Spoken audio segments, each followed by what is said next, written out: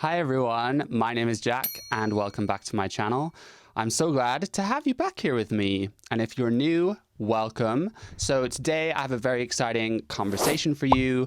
I have done a wonderful interview with Alexander.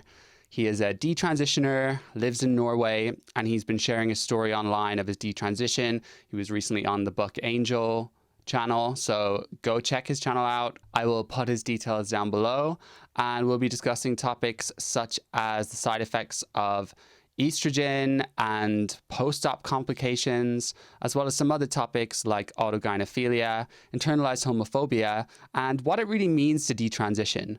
So if that sounds good to you, stay tuned. And if you like my content, please subscribe, click the notification bell, like this video, comment down below, help the algorithm, help me out. So without further ado, here we go. Okay, Alexander, how are you doing?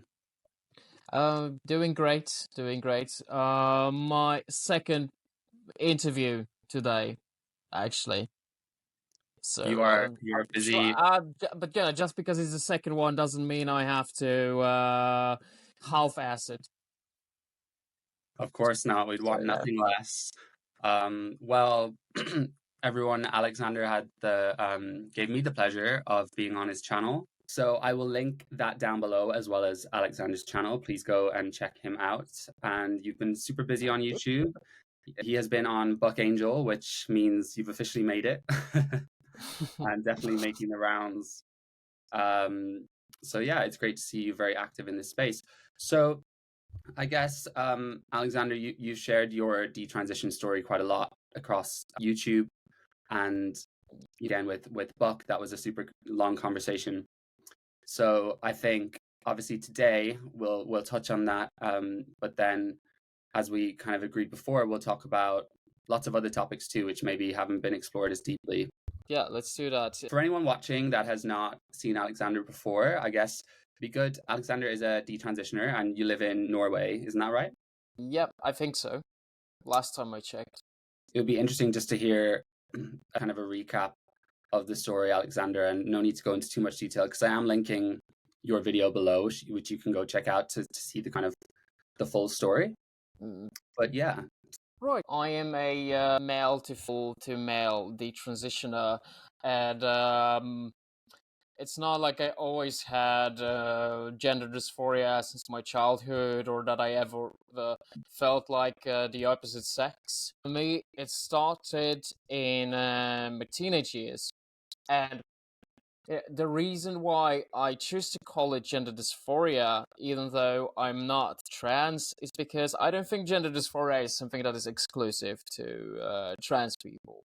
I think that it is possible to have some degree of gender dysphoria while not being trans and not having a good reason to transition.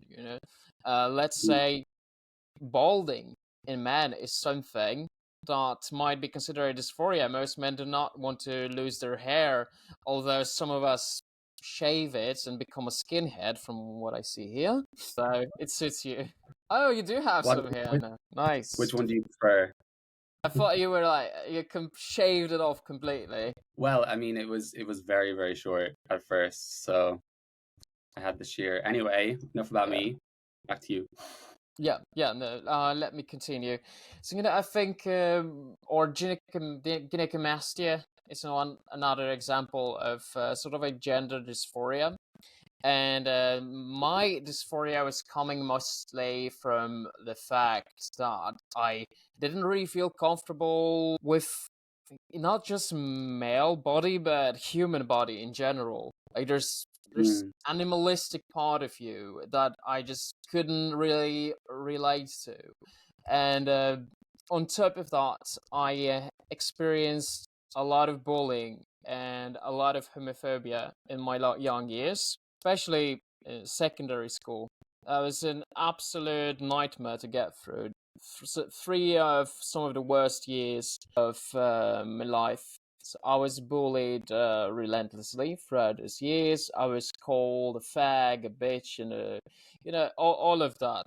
And at that point, I didn't even know I was gay, but it seems that everyone knew before I did, and was just making fun of me for that reason.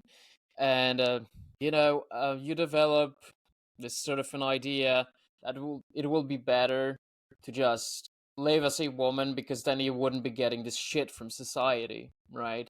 And I thought just my life will be easier in general, so I decided to transition for that reason. And when I was 19, I went on hormones, and when I was 21, I had what is generally called a bottom surgery. It's actually penile inversion with scrotal graft. And after that, I suffered some really, really bad complications, like bleeding, both from the artificial cavity as well as anal bleedings, because my rectum was damaged during the surgery, and it was bleeding badly for a while. And I was experiencing bleeding from that artificial cavity for approximately 4 years. And then everything seemed to be fine until this month, actually, when I started to bleed all over again. And I don't exactly know why. And the doctors who examined me don't know why either. So. Well, I mean, I have so much compassion for everything you've been through, and it is crazy. Well, I guess bringing you back to more the early stages, I know we talked about the internalized homophobia before, and I suppose it's something that I've always wondered when it comes to gender dysphoria. Some people talk about your secondary sex characteristics that they're presenting to the world, or maybe how the world are perceiving them as the gender that they don't necessarily align with. But then we have the people, or maybe they're the same people, who talk more about the body and the sex body and feeling like they're in the wrong body. So I guess I'm wondering what was that gender dysphoria like for you, and sort of what do you think was the main factor causing it, and then how did that actually feel? So I think there's three main components to that dysphoria I was experiencing, and one of them is not necessarily tied to my sexuality, but two of them are. And the one that isn't is the fact that I felt like I didn't deserve to be a man, or that I wasn't good enough to be a man. And then that too comes from sort of a sexist perspective, because that means that you see a woman as something that is below a man as something superior. And it was hard for me to live up to this sort of expectation of a hyper masculine macho man, which was standard where I lived. I think everyone was also exaggerating that whole bravado thing, and just being an asshole. So was that in Poland back in those days? That was in Poland, yes. So I was born and raised in Poland. I lived there till I was 16, and when I was 16, me and my family, we moved to Norway. And but at that point when I moved to Norway, I already had this idea that transitioning is something I want to go through with. And like I said about this association of masculinity as something very negative, something I didn't want to be, and that was one of the reasons why I want to escape this whole idea of being a man. And I had this conversation with my mom very recently, when she said, just because you're a sensitive guy didn't mean you had to transition, that you were a woman. But, at the same time, ever since I was a little kid, if I was to cry, I would hear things like, don't be a woman. And I think that's a very Polish thing, actually. And what I've noticed in Polish culture is that it's a lot of women who actually push that on their kids, on their boys, where they would say, yeah, just, what are you, a woman, when you're crying? And it's always women who say that to their boys. I think it's an interesting phenomenon, really. why women in Poland contribute so much to this certain idea of masculinity. And those two other reasons are definitely tied to my sexuality. And one of them is, like I said, this idea that I didn't want to be a sexual being, I didn't want to have genitals. At the same time, I also hated my sex drive because it was quite abnormal. I had a sex drive higher than what is considered average, much higher actually. So I used to masturbate quite a lot, to the point where I ended up hurting myself. I developed bleeding and blisters down there. Um, yeah, absolutely horrific thing. And some people, from what I've noticed from before when I talked about it, some people interpret it as I masturbated so much because I enjoyed it, and the truth is I didn't enjoy it at all. It just felt like my body was forcing me into that. And this idea of becoming a woman was sort of like regaining my childhood back, going back to this innocence that I felt I lost when my puberty hit. Mostly because I saw women as something completely non-sexual. I never seen women or females in a sexual light, if any way, and I feel like they weren't sexual at all, because you always hear guys talking about sex all the time. And for me, an idea of a woman was someone very innocent who has no interest in sex, there's nothing sexual about women at all. So that was the best alternative to being a kid, because I don't think I was emotionally prepared for adulthood, especially sexual adulthood. Like your body develops before your brain, and those of us who are on the spectrum, autistic spectrum, as I am, we develop emotionally later than most of our peers, and I think that definitely played a role there. Hmm.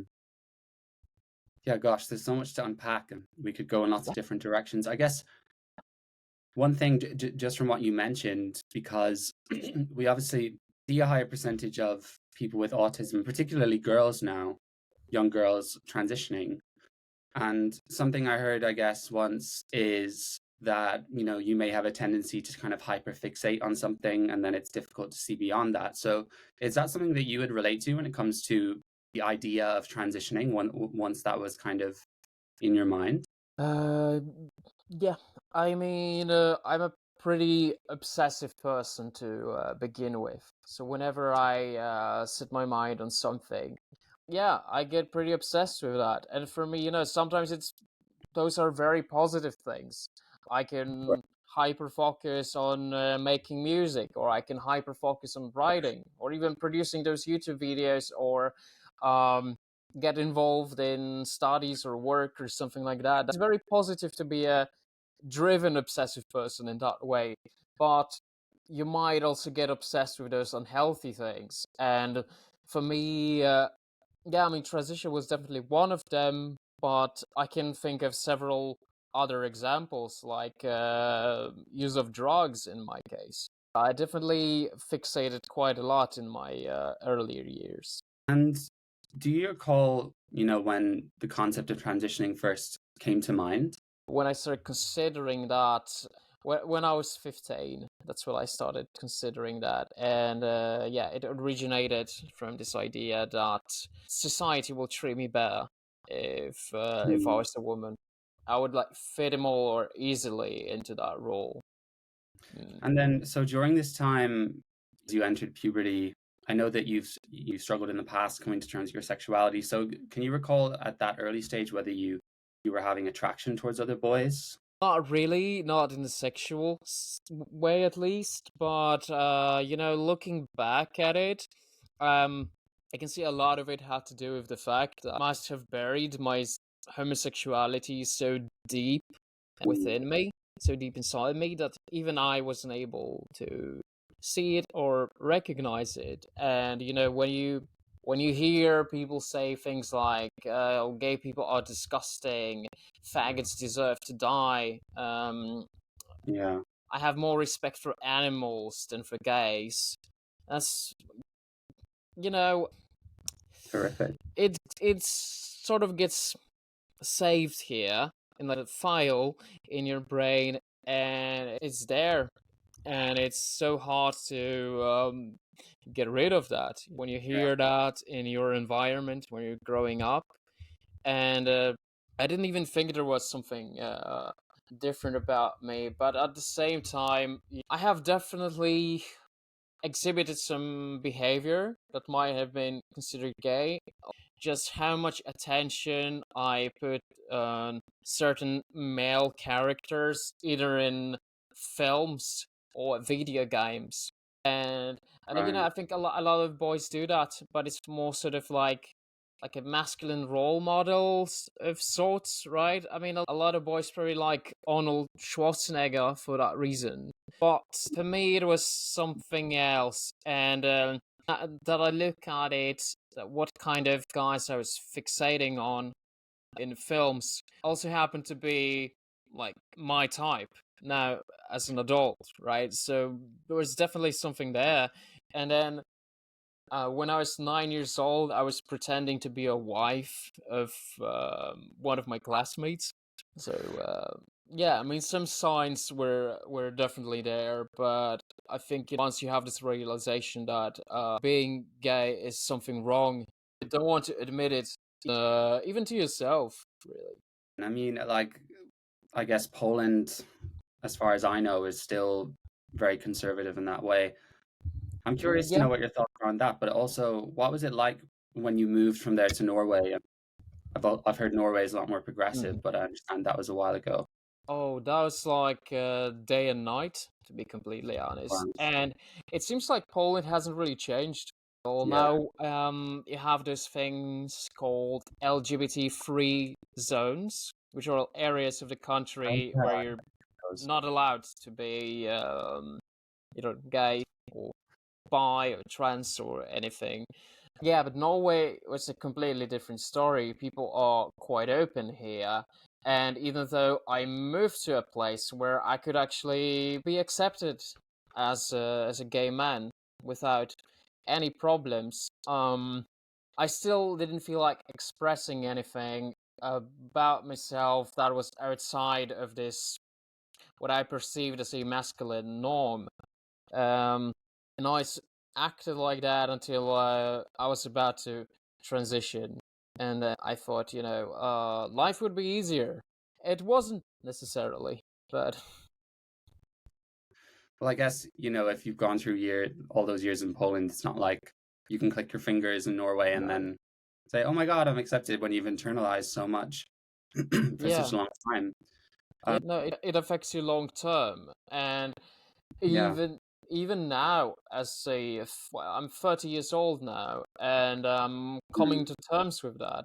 And also, when I first opened up about my detransition, that also helped me to accept my sexuality and who I want to date. Actually, before that, I I was mostly involved with women, mm, mostly just to prove a point, sort of. Because when I was a kid, we're talking like 13, 14, I was told that I would never ever get a girlfriend, and then you develop this mindset, oh yeah, watch me. right. Um, you know, so you're dating women for those reasons. And the second reason was because, especially shortly after I detransitioned, I guess I wanted to be treated as a man at that point, right? And this idea of being in a relationship with another man meant that he would probably treat me like a woman. And that's what I remember from my experience of dating a guy when I was living as a trans woman. In that relationship, you're being treated like a woman. And that's not what I wanted, and that's Right. just what I associated Mm, uh, the relationship with a guy with that sort of dynamic. now I realize that, it's not necessarily true, and I don't always have to be dominant, and sometimes it's nice to be the little spoon, or switch there. It's nice. Just Yeah. let go of all of that and enjoy yourself. Yeah. I mean, I can relate to that for sure, little spoon or the big spoon, but I mean, it's really nice to hear you say that. I know it's been something that's, permeated throughout your whole life. And how long would you say it's been that you've sort of been settling into your sexuality? Since pretty much since this summer, I think. Just this year. Yeah. So it's been only a couple of months. Actually, hearing some stories of other detransitioners and getting to know other male detransitioners who also struggled with internalized homophobia also helped me realize that about myself, actually. So, And so going back, I know you previously talked in your video about when you first got on your estrogen and the androgen blockers, and how you had quite an easy. Well, I know it was difficult for you to get an appointment, but then once it was there, it's not like you had a proper psychological assessment. I remember you saying mm, that they were asking you about superheroes in movies to try and determine whether you had gender dysphoria and which one you related to more, yeah. which is nuts. But I guess during all this time when you're kind of moving towards transition and going for those assessments and making that decision, you mentioned one of your parents earlier. So was that? I know that in the system, a lot of the time, particularly for the adolescent or child transitioners, a lot of the time it's actually not the parents' fault because they don't know anything about it, and the doctors who have this script that they tell the parents to coerce them. Although we do also Mm. get some parents who, for some reason, have this Munchausen by proxy sort of liberal need to have an LGBT kid. But Yeah, it's almost like they want to have a trans child, right? I Yeah. guess it's sort of in time in history we go through different minority groups at a time. That sort of, I mean, obviously in the kind of woke eras where they are deemed to have the most oppression points, and I suppose at the moment it is the trans community. So it is mental when we see these parents, obviously Jazz Jennings' mother, the documentary, and Hmm. or just even on TikTok, you can tell that they're immediately using it for exploitative means, right? And to get that clout online. So I fear what their future is going to be like. But I suppose for yourself, I can only assume your parents weren't like that. But were they kind of No. involved? Like, what was it like for them? Yeah, not easy. Not easy at all. And I understand that. And back then I couldn't really put myself in their shoes Mm, because, all I think was like, oh, they're not accepting me. Now I'm like, well, it's not exactly easy, right? When your kid drops a bomb like that. It's like, hey, yeah. you know what? I'm gonna be a girl now. Um, Mm, yeah, no, it's not easy, and I have sympathy for the parents who are going through that. Absolutely, mm, 100%. Um, but despite all of this, they were kind of towards me. They didn't kick me out or anything like that, and even now we have a pretty good relationship, to be honest. And actually we never talked about it for many years. It became sort of a non-subject, right? And Is this while you're when I living make this as a trans video, woman, or is this while you're living as a trans woman, or after no, detransitioning? even after that, after me detransition, I we never talked about it. It's just Mm, like, I think they were happy that I went back to normal, um but we just acted like it never happened, sort of. right. But when my story was out there online this year, I think it also helped my mom to understand why I transitioned in the first place, because she didn't really understand it and she didn't see it coming at all. And I think in those cases where uh, parents see that it sort of came out of nowhere, that someone was completely okay with how they are, and what there's this term called rapid onset gender dysphoria. Yeah. Um, and some trans people will tell you that it's not a thing. It doesn't exist. It doesn't happen. It's just that parents were just completely unaware that their kids were trans, and now that they see it, they think it's happening rapidly. And that's why we shouldn't be using that term at all. I disagree with that, and mostly because some of us actually have experience with this rapid onset gender dysphoria, and that happened to me, and I know it Mm. as a matter of fact that it's not some myth that never ever ever happens. Um, so we shouldn't be ignoring that. I think Yeah. some parents can be very observant of that, like there might be some other reason there why you're feeling this way.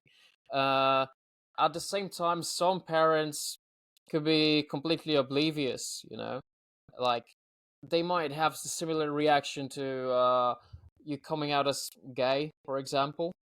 They Mm. completely didn't see that coming. So I don't think it's always reliant, the Mm. parents' opinion, but I think some parents can be very observant and they can tell when there's something else going on. I have heard of rapid onset gender dysphoria, and particularly in the last decade, it's become almost, I mean, the most common form of teenage girls in particular presenting with gender dysphoria. Whereas in the past, we always used to see Yeah. from a very young age, men typically presenting very feminine. But I guess it's strange to me with the trans activist movement how even if it's in their interest to sort of acknowledge the truth, because I feel like it would both legitimize their cause and make it more realistic, so that we can help the people who really need it and give maybe other types of help to other people.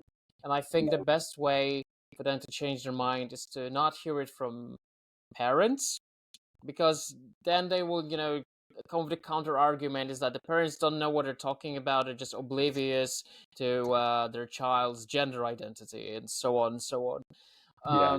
Whereas if they talk to people who have actually experienced rapid onset gender dysphoria, that's a different perspective. And I think so at least some trans activists are more open to the dialogue with those people who experience that rather than with parents. There's more validity there in that experience in that way. And Yeah. yeah, you mentioned autogynephilia, and I have myself come across some people who absolutely denied it, and Can it's you ask, like Sander, just in case anyone has not heard of this before, would you mind doing a quick intro into what autogynephilia is? yeah, sure. So it's a male who experiences sexual pleasure from thinking of himself as the opposite sex, as a female. And that can manifest either through cross-dressing of sexual nature, because I don't think all cross-dressing is automatically a sexual thing. I mean, even I'm wearing some T-shirts that I find in women's section, like some band T-shirts, and I don't care about that, and most people Right. wouldn't be able to tell that they're there, but it's a form of Yeah. cross-dressing if you think about it. But I'm talking specifically about a sexual type of cross-dressing, getting turned on by this practice of cross-dressing, and it can also take a form of actually transitioning, wanting to do changes to your body for your body to become more feminine if that turns you on. And there's the opposite of autogynephilia is autoandrophilia, and that is a woman who is sexually aroused by thinking of herself as a man or dressing as a man. And it's really interesting why some trans people deny the existence of that. And especially since it was just common knowledge from many years ago. And we specifically had this word transvestite. Yeah. You had the transsexuals and you had the transvestites. And it seems that that word is completely out of use. I don't see people using the word cross-dresser anymore, to be honest. Now it's all just non-binary and trans, and I don't think that's accurate enough, to be honest. No. I was called a liar and a manipulator and an awful person and all of that, even for suggesting that autogynephilia is a thing. And it's like if you even mention that word, you're automatically being assigned this label of a transphobe, right? But the thing is, I do think that it's a thing, but like I'm not necessarily against it. I'm not trying to paint all trans people as autogynephiles and all the androphiles. I also think that those who are like they're not necessarily bad people just because you get aroused by that. You know, I mean, if you want to enjoy this sort of fetish, go for it, right? The problem for me starts when either people are medically transitioning because of that fetish.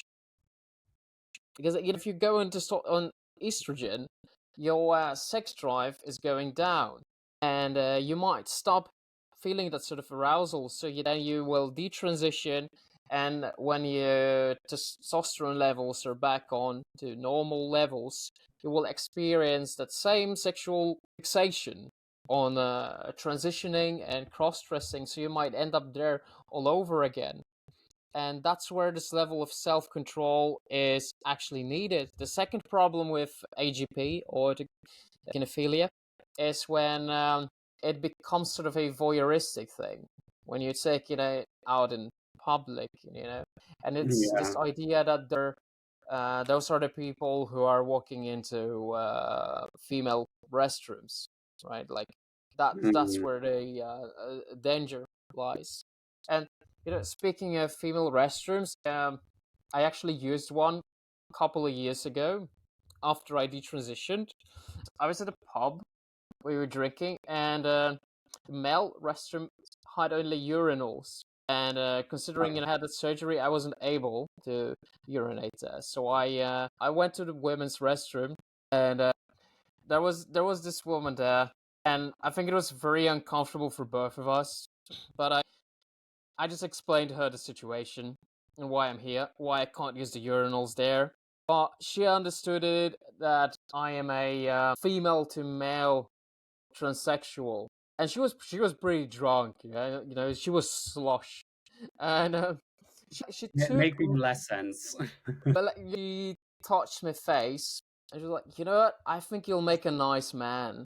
Oh my God. And she inserted her thumb into my eye. She was drunk, like. That's such a strange. It's one of the most uncomfortable situations Did she I've hurt you? been in. Huh? Did it hurt? A little bit. She had like long nails, even like on her thumbs, and I got her nail in my eye while she was like touching my face. Uh, yeah, I think it was more Maybe she uncomfortable was for me transphobic. than for her, to be completely honest. But I just wanted to go in there, do my thing, and get out. I wasn't even supposed to be there. It's not like I'm walking into a women's restroom because I enjoy that or anything like that. No, I just really had no choice. It was either that or piss in my pants. Which is kind of a different story for someone with autogynephilia. And, the whole bathroom debate and women's spaces, obviously it becomes a lot more nuanced when you consider the trans women that do present with AGP, because while most of them are probably still not a risk to harm another woman, it's a whole different ballgame when a man is in the bathroom or the changing room, or a trans woman who has AGP, and she is experiencing arousal from that, at the fact that they're in there. What I've heard it, as much as I've understood it so far, because we call it a fetish, right? But then I guess sexologists would argue more that it exhibits the patterns more of a sexual orientation, but it's more towards yourself. So Yeah. something that I've thought about is that you could lose your sex drive when you transition, but I think it goes a step further, doesn't it, in terms of they actually feel like it's a relationship. They fall in love with this woman inside.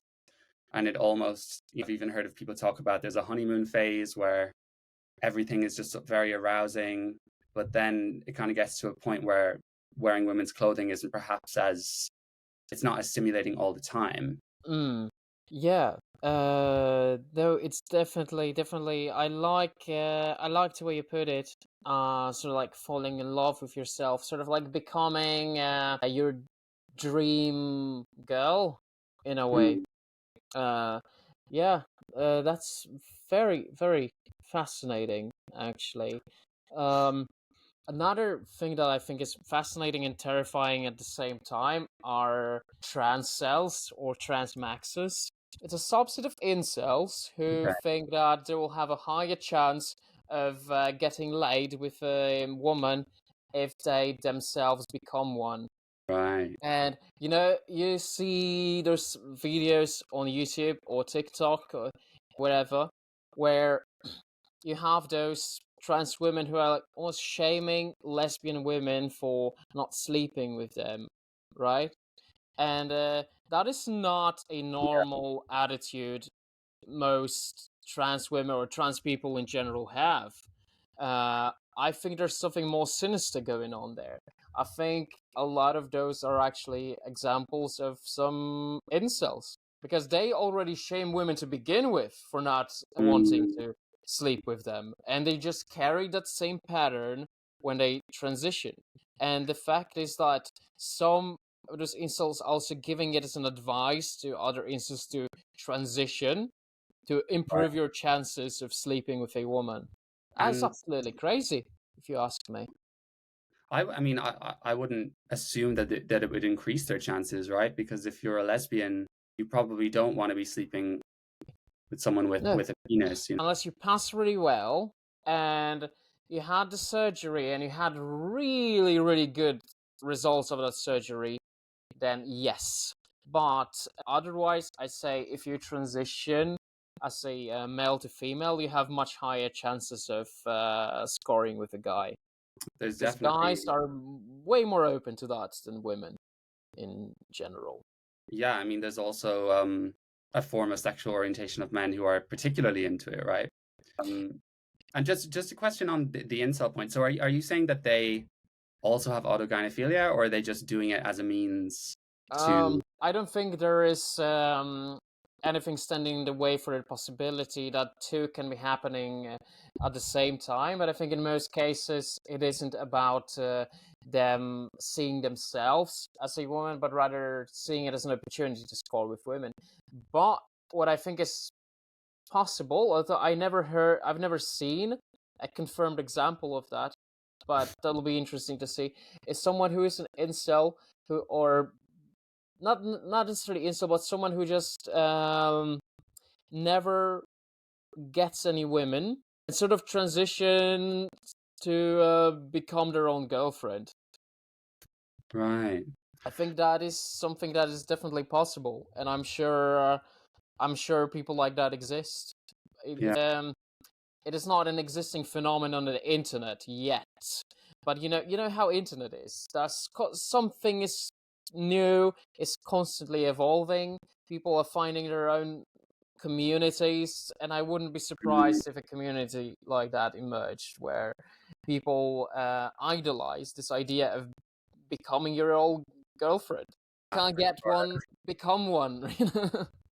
yeah, or I mean, don't even bother that. Just go to the AI girlfriend. I think Mm. we're already seeing a big business booming there. I guess bringing it back to your transition and detransition, something I don't hear people talk about too often is both the kind of medical side of side effects when it comes to the cross-sex hormones, and then you also Mm. had the surgery, which you've had complications from. So I guess, yeah, going back to initially the medication, what did you notice? I know this is a long time ago for you, but from your memory, what do you notice kind of changing in those first few months? Yeah. If we're talking about like physical side effects, Mm, didn't really have any. There are some risks such as brain swelling, increased chance of heart attack and stroke and so on. Um, of course, I was on those medications for 2.5 years, something like that. So I didn't really develop anything. But I know of some either both detransitioners and trans people who have developed some really bad side effects after many years and had to stop taking hormones for those reasons. I think it is more common for uh, female to male transitioners, actually. Um, yeah, gynecological problems that testosterone can cause. Ah, It's very common for the reason why people stop taking this medication. But for me, no, I didn't have anything like that. But one thing I've noticed is that few months after I was on estrogen, I developed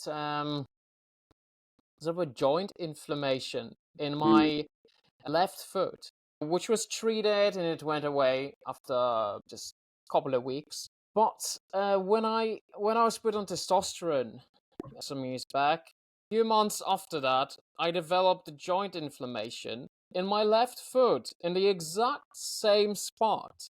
I just found it to be such a weird coincidence.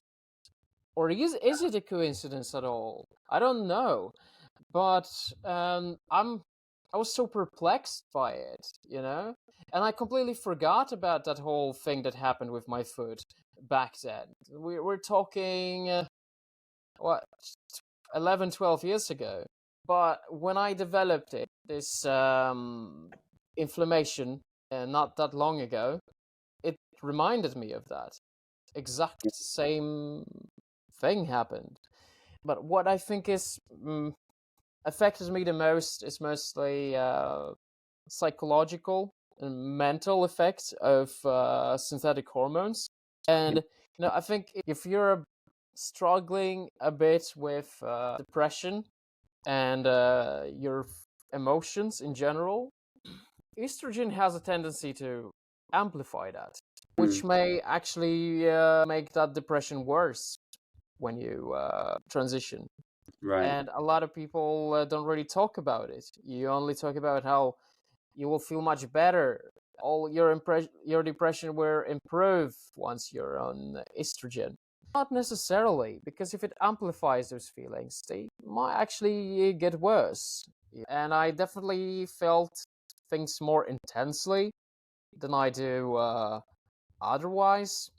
In general, I'm not exactly a very emotional person. I would say I'm very sensitive to other people's suffering, and I'm very sensitive to the beauty and the ugliness of art in general. Mm, But like in my daily life, it's not like, oh, I'm constantly emotional or I make my decisions based on emotions. I don't really do that. But when I was on estrogen, that was certainly the case. I mm, wasn't thinking clearly. I was an emotional mess. And on top of that, I also developed some cognitive issues when I was on estrogen, right? Um, I had problems with my memory, with ability to focus, and generally, I don't think I was thinking as good as I usually do. It was like I experienced sort of a drop in my intelligence, my like maybe mm. 10 or 20 points. That must be why men are smarter. No, Oh, of course. dude, I've heard people say that when I expressed that on a couple of occasions actually, but I don't honestly think it's the case. Fine, it's joy. No, I think like estrogen works differently in males than it does in females, right? Mhm, And you also see that among men who have obesity, they mhm, have higher estrogen levels, and that too affects their cognitivity and even leads to things like early development of dementia and Alzheimer's. And what is really interesting is that among elderly patients at care homes, you have higher rates of dementia among trans women than biological women.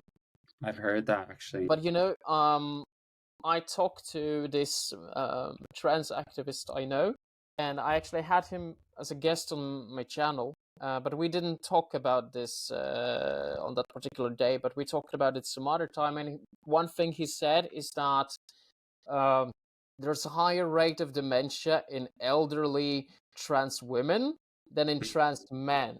And that is something I wasn't really aware of. But it sort of points out to the same issue with Yeah. particularly use of estrogen in males contributing to that. And female to male transitioners don't seem to be facing the same issue. It's strange. I've heard that testosterone is almost like an antidepressant, and even for the girls that will end up detransitioning, the beginning part is like euphoric because testosterone is so powerful, and you have all of this increased energy and increased sex drive. Yeah.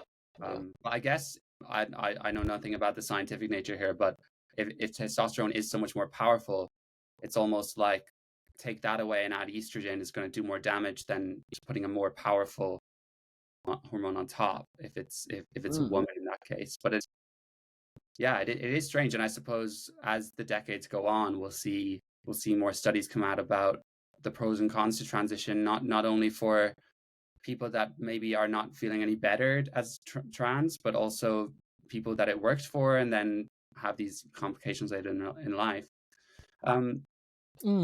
So you mentioned obviously about your bottom surgery and how much you've gone through there. So as I recall, you went to Thailand, right? What was that like? To be completely honest, I don't really remember much of Thailand being there because this experience is so overwhelming that was everything that existed. And even the anxiety before the surgery, like I remember my taxi drive from the hotel to the clinic, and it was like the external world outside of the taxi just didn't exist. All those buildings we were passing by, it was a blur to me because all I could think about was what's coming, right? What's right in front of me. And that was, well, the whole surgery and everything. One thing I remember very clearly is exiting the airplane and just noticing how hot it is and just how heavy and polluted the air was. It was hard to breathe in Thailand. And in Norway, we have amazing air quality, right? I would say even better than the UK, actually. Yeah. Although it's a minor difference, but those are like few things I remember.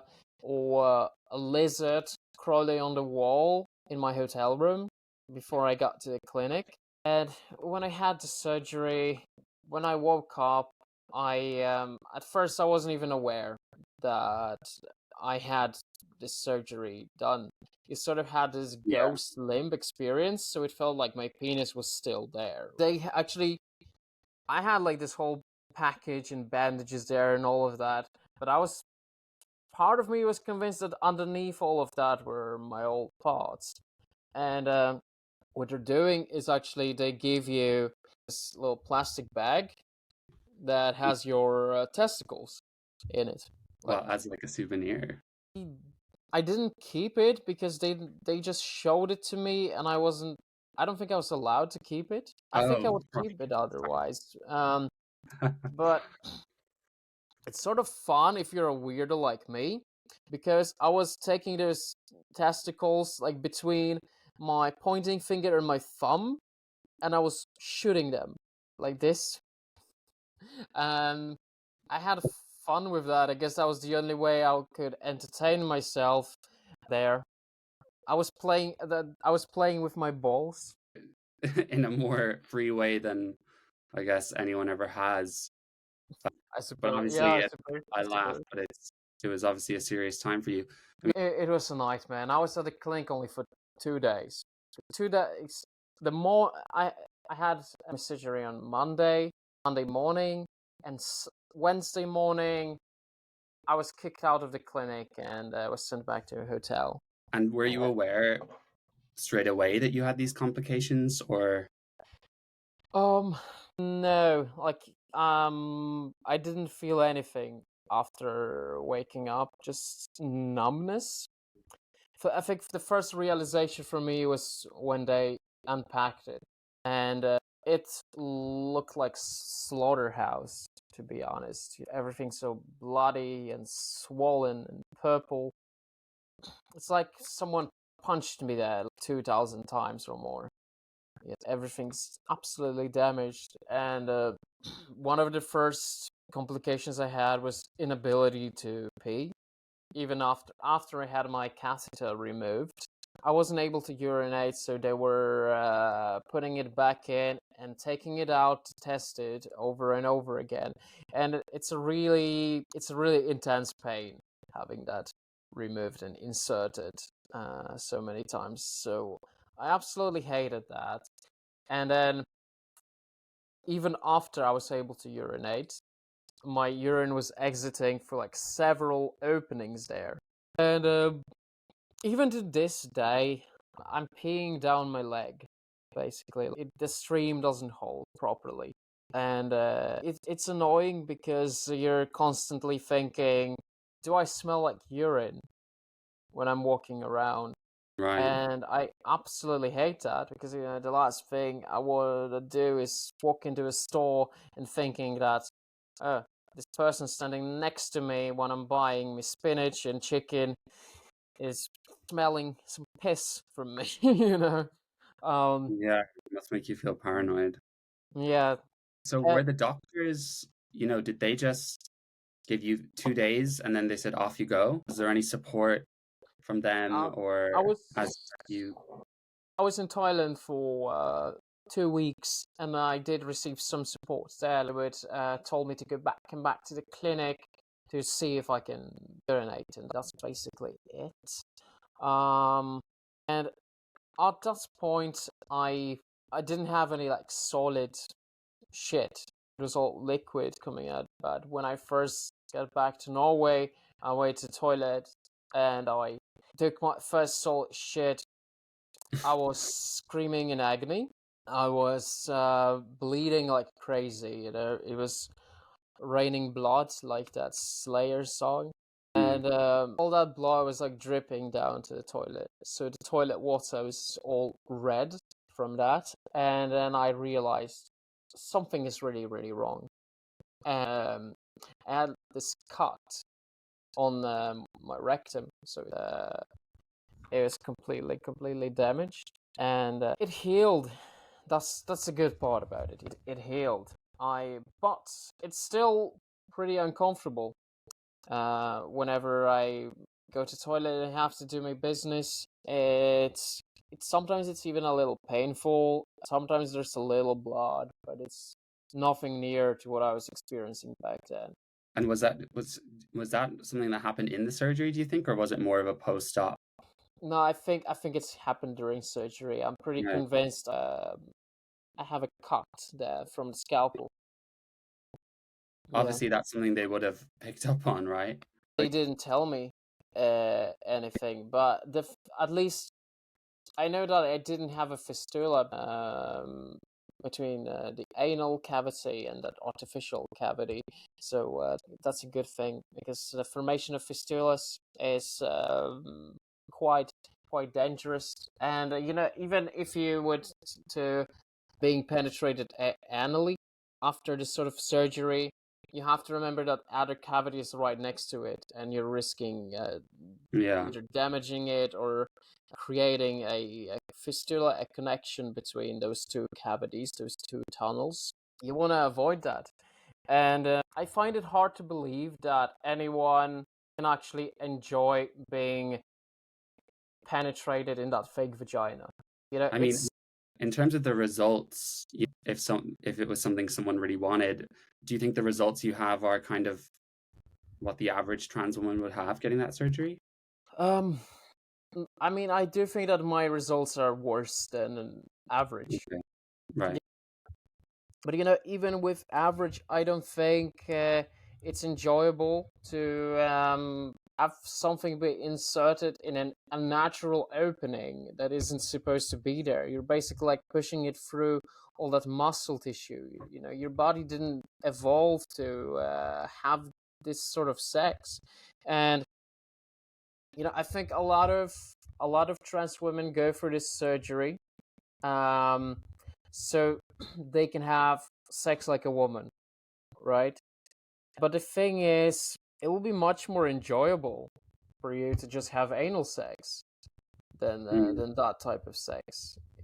So why not settle for that? And you know, if you, it's not like I'm able to stop everyone from having those surgeries, right? I'm openly saying I'm not recommending it to anyone, but I Yeah. don't have the capacity to stop people from doing it. Because if people want those surgeries, they will get them, you know?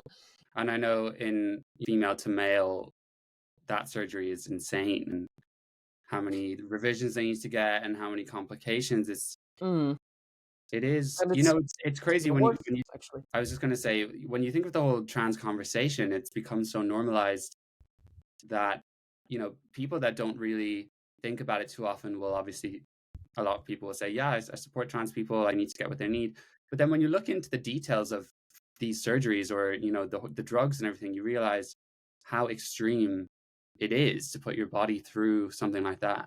Definitely. And I also see more of like younger trans people being more skeptical to those surgeries, to be honest. I Yeah. see a lot of trans people who say they don't want those surgeries. Yeah. And Yeah. I think that's cool. I think it was more common for old school transsexuals to get those surgeries because they want to pass as much as possible as the opposite sex, right? What I think is this new movement of trans is that they take more pride in being trans and see it as something separate. They're not necessarily trying to be just like Yeah. biological women or just like biological men. They're like, you know what? I'm trans and I'm proud of it, and my trans body is different, and I like that actually. And Yeah. But somehow I like that too. There's beauty in celebrating differences, and I think it is the right choice for some people, or so it seems.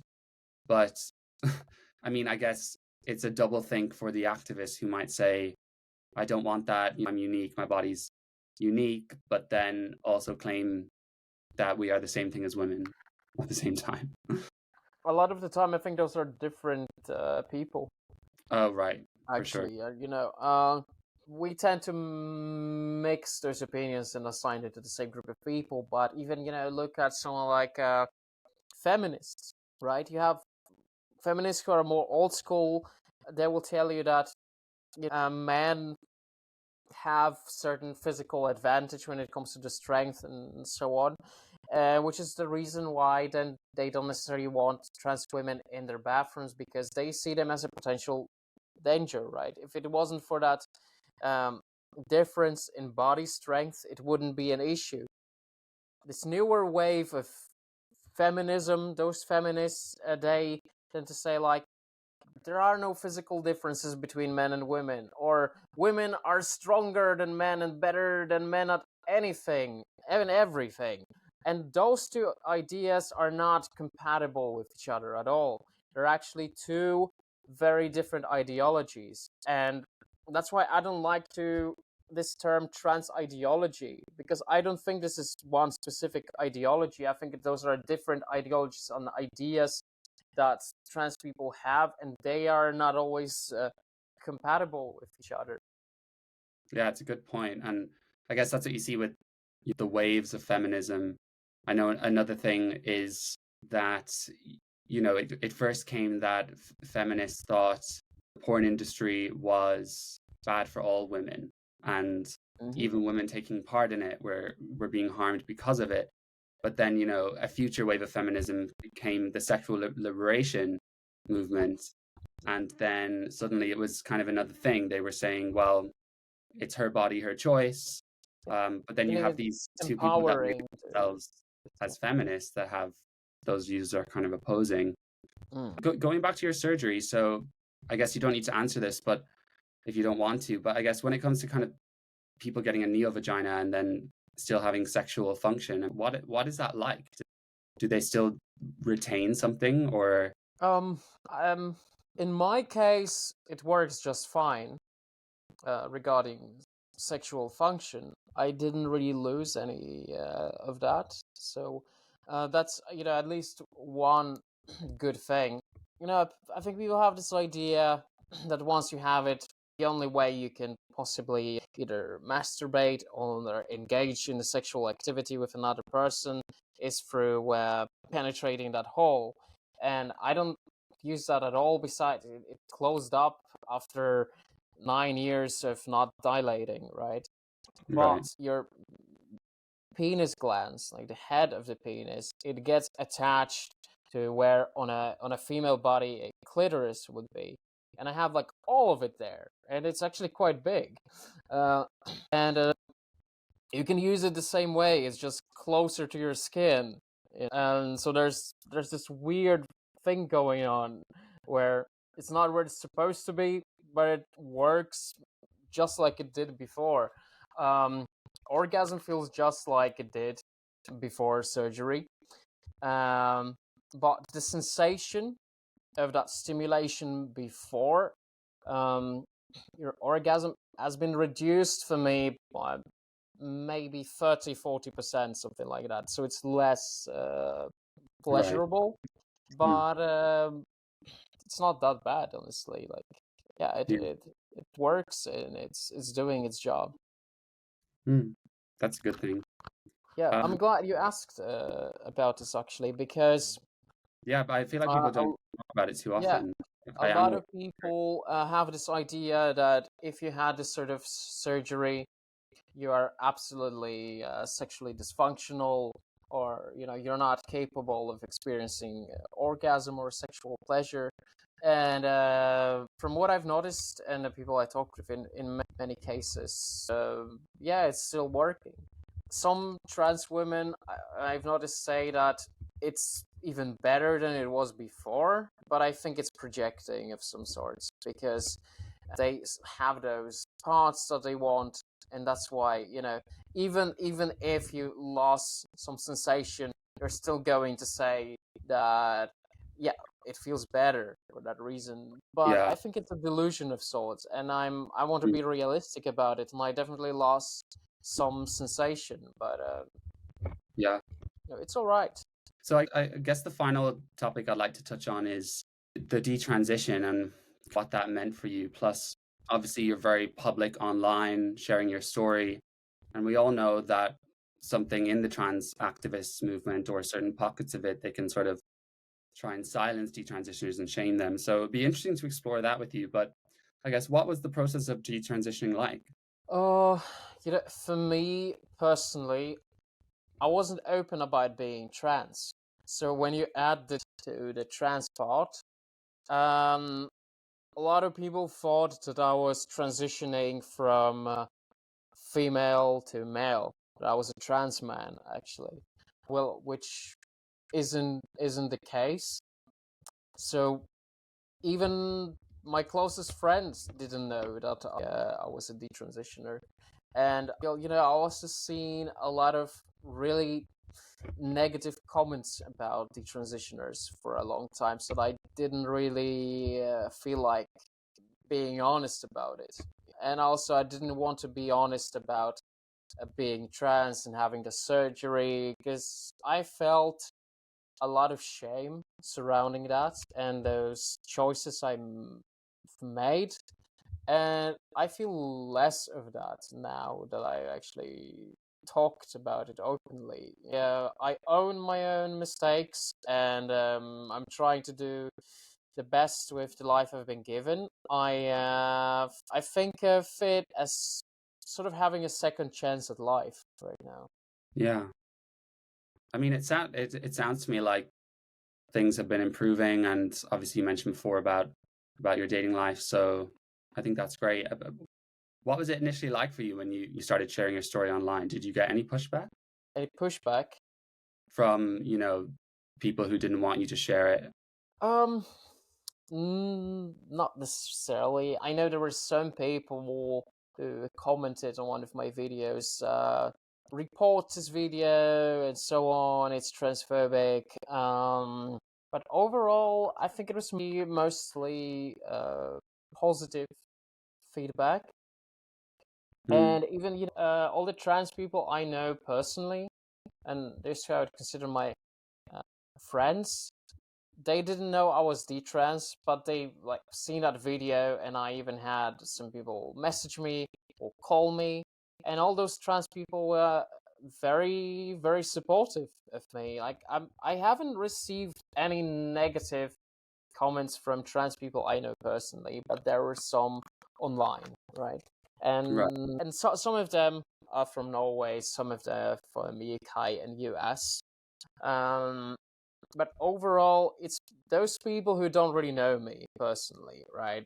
Who just have this sort of assumption about who I am and what I stand for, or that I want to stop others from transitioning, or that I think just because my experience was bad, I'm assuming everyone's experience will be the same. Something I never actually said.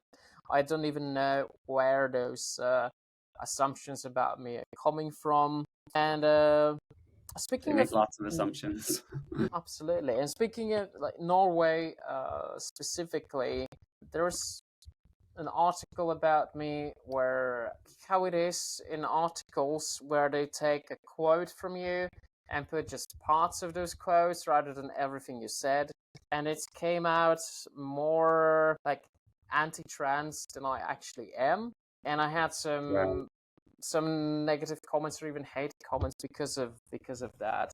And then there are some trans people who I talk to who I think are batshit insane, who are absolutely unreasonable, and you can't just have a regular conversation with them Yeah. because to them you're just a liar, and you're trying to manipulate, and you're trying to create hate and all of that.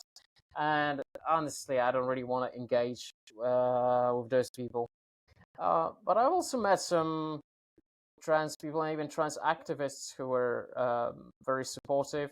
I was on a podcast in Norway ran by trans activists, actually, and one of the people who showed me most support since I came out was a trans activist, actually.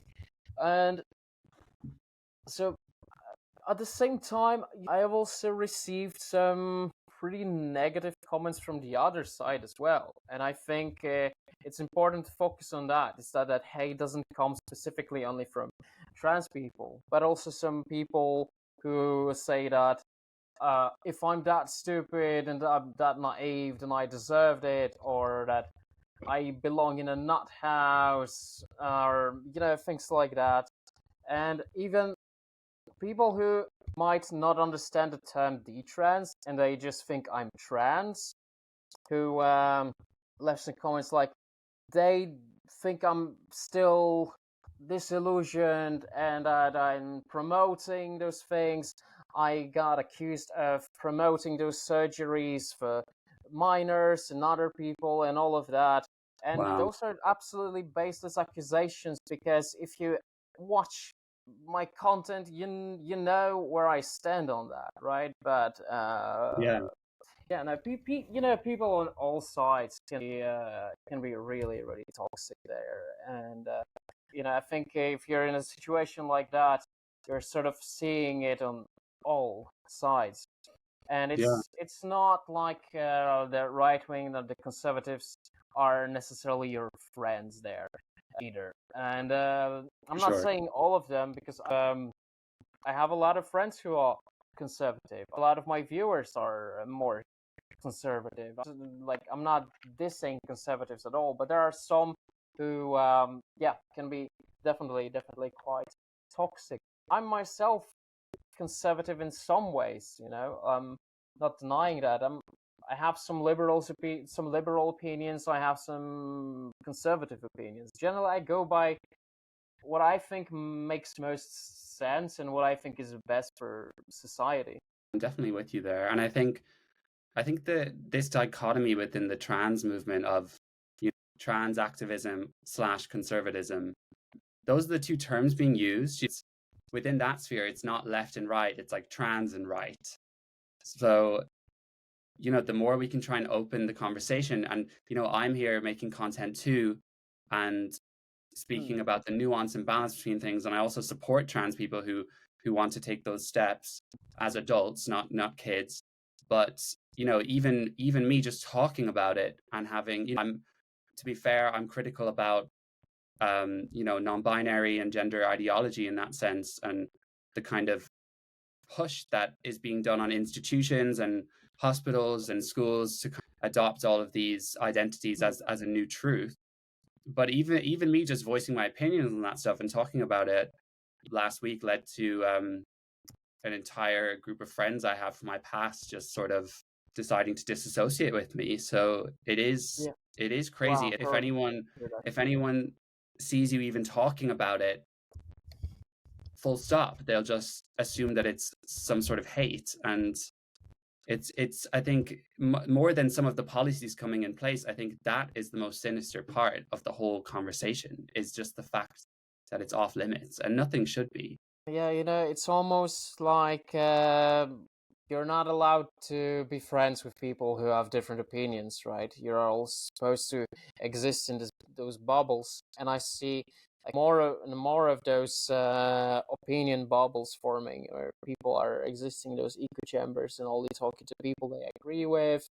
I myself, I lost some friends because of my opinions. Either my opinions on trans, or my opinions on Black Lives Matter, or my opinions on pride, and things like that. And there was a time where I felt like I was totally kicked out of my group of friends who were liberal. And I started engaging more with conservatives after that.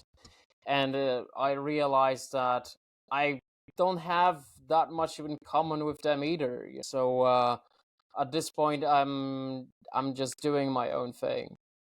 Yeah, I definitely agree. I think as well, if you're the type of person that gets so far into a certain political ideology, if you become disillusioned to it, then there's every chance that you'll become just as obsessed with another kind. And it's funny how you see these people leaving the left and now they're conservative, but they're not only conservative as in socially, but they now all of a sudden believe in pro-choice and gun rights. So it's sort of like they're just being given pro-life. Oh yeah, sorry, pro-life. Yeah. Yeah, it's like an absolute switch happening, right? And as someone who I would say my political position could be considered quite radical as an anarchist. So you might think I sort of fall into this category who takes it like really seriously and is really political about it. And the thing is, like, I'm not that intense about anarchy. It's just that, again, I think considering where society is moving, how technology is developing, we need a strong fight against authoritarian forces that might be leading to totalitarianism. And I think anarchism can be an interesting answer to that. I like to explore ideas, but like I'm not like some hardcore anarchist or anything like that. I just see it as a reasonable solution if implemented properly, and those ideas of how you can implement it are actually quite fascinating, and I've been exploring that quite a lot. But I've never been someone who's like super intense about politics, who's like, if you're, although I must say there are two groups of people within politics that I really don't like, and those are Nazis and commies, which I think is reasonable. I think any decent person should think that. I can't say I'm much of a fan either, and it's the farther left or right you go, the more evil you get, and then you meet in the middle. Thank you so much for everything we've discussed today and sharing your story.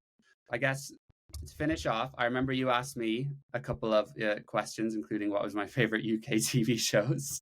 What would be your prediction in 10 years' time of what this conversation will look like?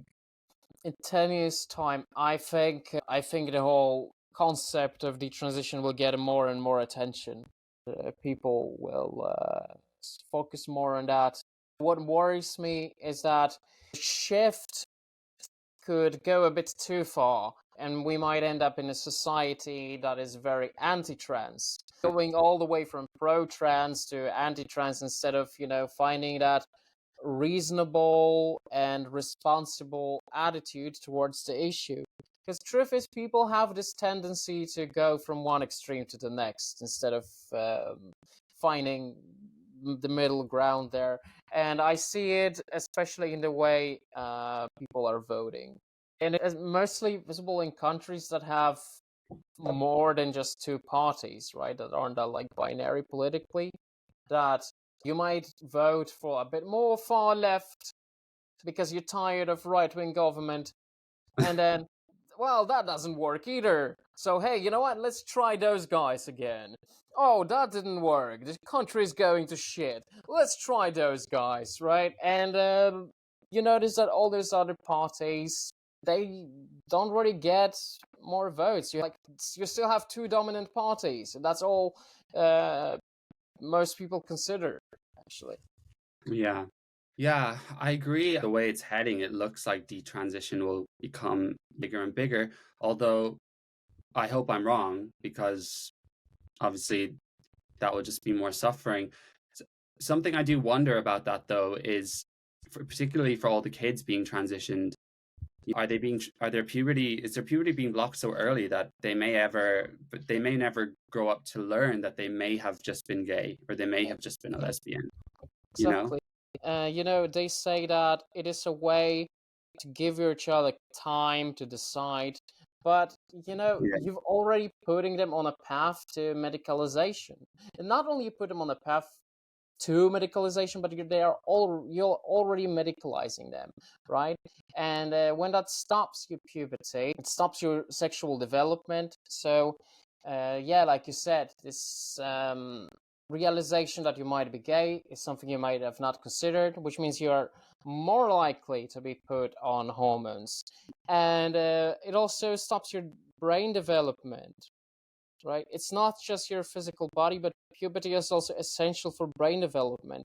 What happens if you don't go through that? Yeah. Yeah, it's crazy. I mean, it's like the calm before the storm almost, or somewhere in between Yeah. right now. And I suppose in the future, I guess what I would hope for is that we learn to protect trans rights and women's rights simultaneously in a way that works for both of them. I think so Meaning too. people have their own lane, and then also just a shift back to acknowledging biological reality, and not to sort of want to cause disruption for any individual trans person, but I think the truth is very important. And when society starts heading down a path of believing things that aren't true, then it opens it up for a lot more. You can manipulate people to believing more and more. So I think that for me would be the most important. But I guess my final question would be, obviously both of us are making videos here on YouTube. So who do you like to watch in your spare time? Who would be your favorite 3 YouTubers?